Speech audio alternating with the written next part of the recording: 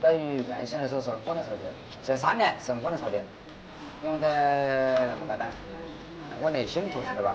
还有我当不秀，我老婆叫邓曼秀，我的马伢子，我那个文的情况下，上江大的时候上江大我去干，就是马伢的，我去马伢子是吧？我说老子好少了吧？老子8个打开电话，他8个都不能嘛是吧？那是整个年龄，到这个年龄了。我说那年以后的都跟你搞实话，有花的你多了就不能聊，就是说，不是不能不吵的。我说头了8个姑娘，他遇到了实话，其他的小姑娘跟你搞实话，他不就不吵了？